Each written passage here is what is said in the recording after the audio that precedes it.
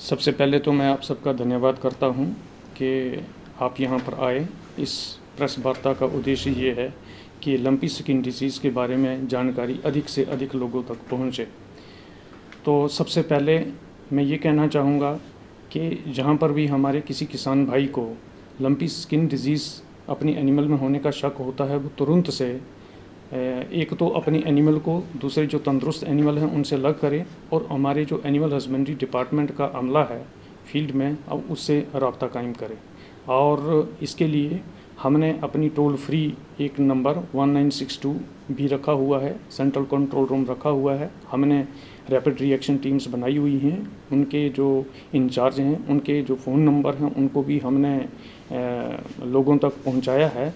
इसके लिए पैम्फलेट्स भी लोगों तक हमने पहुंचाए हैं। तो मेरी ये लोगों से ये गुजारिश रहेगी कि वो जो भी उन ऐसा डिज़ीज़ का मामला किसी एनिमल में उनके पाया जाता है वो तुरंत एनिमल हस्बेंड्री डिपार्टमेंट से उसके लिए रिज़ू करें और उसका इलाज जल्दी से जल्दी शुरू करें। सर, जिस तरह से हम देख रहे हैं बॉर्डर एरिया से ही ज़्यादा फैल रही है, क्या कुछ लगता है कि कहीं पाकिस्तान से कुछ और इलाकों से बाहरी देशों से ये बीमारी यहाँ पे फैलने शुरू हुई? ये बीमारी 2019 में हमारे देश में आई थी और कोस्टल रीजन्स में थी। तो आहिस्ता आहिस्ता से ये बीमारी अलग अलग स्टेटों में आई, हमारे राजस्थान में आई, महाराष्ट्र में आई, पंजाब में आई और उसके बाद हमारे जो बॉर्डर एरियाज़ में हैं वहाँ पर ये बीमारी आई। और हमारे जो बॉर्डर एरियाज़ हैं वो पाकिस्तान के एरिया से लगते हैं, तो इस संभावना से भी ये रूल आउट नहीं किया जा सकता कि वहाँ से ये बीमारी ना आई। सर, ये भी जानना चाहेंगे कि अभी तक इससे कितने पशु ग्रस्त हुए हैं और कितनों को बचाया गया, कि रिकवरी रेट भी जानना चाहेंगे। मैं आपसे ये कहूँगा कि इस वक्त हमारे पास कुछ 17,500 के लगभग जो कैटल्स हैं वो इफ़ेक्टेड हैं। 17,500 में से हमारा 7,000 पशु जो है वो रिकवर हो चुका है और वो वापस अपनी हेल्दी पोजीशन में आया हुआ है। और इसके अलावा जो डेथ रेट है, डेथ इसमें 111 एनिमल्स की डेथ हुई है। तो इसमें ये देखने में आया है कि जिन किसान भाइयों ने जल्दी से हमारे एनिमल हस्बेंड्री डिपार्टमेंट के लोगों को इसकी जानकारी दी थी, उनके एनिमल्स रिकवर हुए।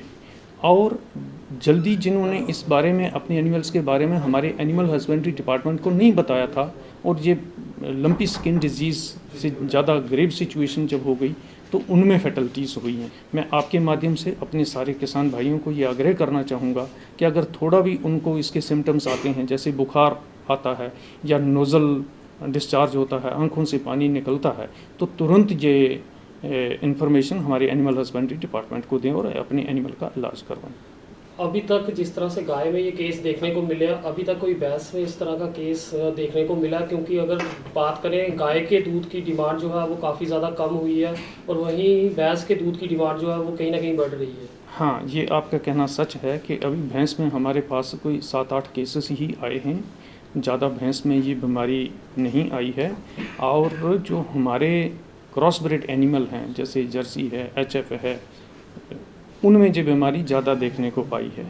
यानी जिस एनिमल में इम्यूनिटी ज़्यादा है उसमें ये बीमारी कम प्रभाव करती है। और जो क्रॉस ब्रेड एनिमल जैसे जर्सी है, HF है, उनमें इस बीमारी का ज़्यादा प्रभाव देखने में पाया गया है। दूसरा, जो आप दूध की बात कर रहे थे, अभी तक जो हमारे पास प्राप्त जानकारी है उसके अनुसार ये डिज़ीज़ वायरल है और जोनोटिक नहीं है। यानी कहने का मतलब ये ह्यूमन बीइंग्स में एनिमल्स से ट्रांसमिट नहीं होता है।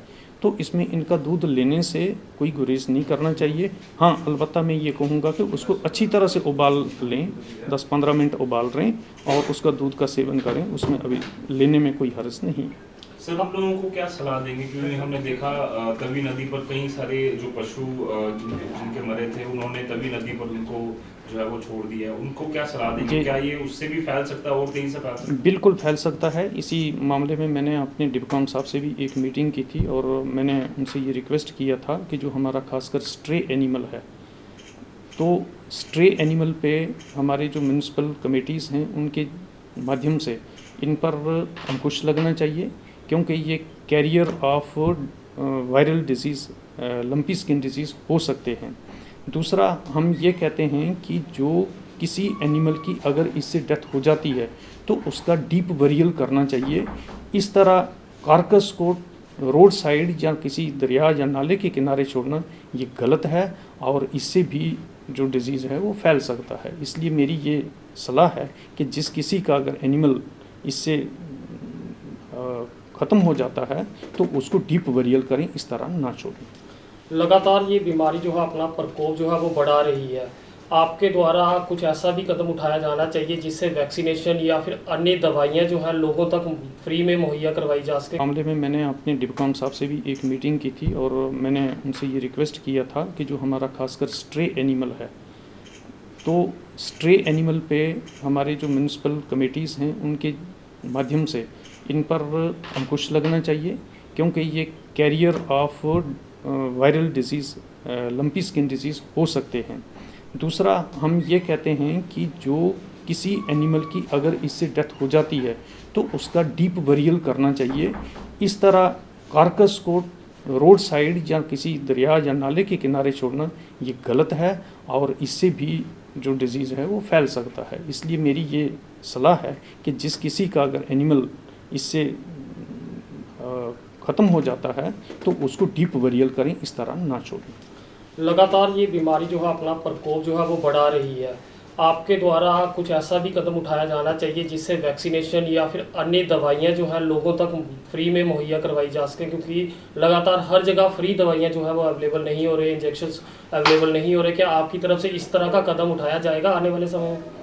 मैं आपके माध्यम से ये लोगों को कहना चाहूँगा कि इसमें पैनिकी होने की कोई ज़रूरत नहीं है। हमारे पास सफिशेंट स्टॉक ऑफ मेडिसिन है और हमने ऑर्डर्स भी दिए हुए हैं। आपकी जानकारी के लिए मैं ये भी बता दूं कि हमने वैक्सीनेशन भी फ्री ऑफ कॉस्ट शुरू की है, लेकिन उसमें एक जो इसका LSD का गाइडलाइंस हैं उसके मुताबिक हमने रिंग वैक्सीनेशन करनी है। हम किसी प्रभावित जानवर को ये वैक्सीनेशन नहीं दे सकते। तो वैक्सीनेशन देने से पहले हमने ये इंश्योर करना है कि उस एनिमल में ये LSD का कोई प्रभाव ना हो। तो हमने जहाँ पर कि हमें यकीन है कि वहाँ इस डिज़ीज़ का कोई प्रभाव नहीं है, हमने वैक्सीनेशन शुरू की है। हमारे जो डिस्ट्रिक्ट जम्मू का एरिया, डिस्ट्रिक्ट कठुआ का जो थोड़ा दूर एरिया है जहाँ पर ये डिज़ीज़ नहीं है, डिस्ट्रिक्ट उधमपुर, सभी डिस्ट्रिक्ट्स में ये वैक्सीनेशन का काम शुरू है और कल तक हमने कोई 1000 पशुओं को वैक्सीनेट कर दिया था। आज भी हमारी सुबह 6 बजे से लेकर ये वैक्सीनेशन का काम शुरू है।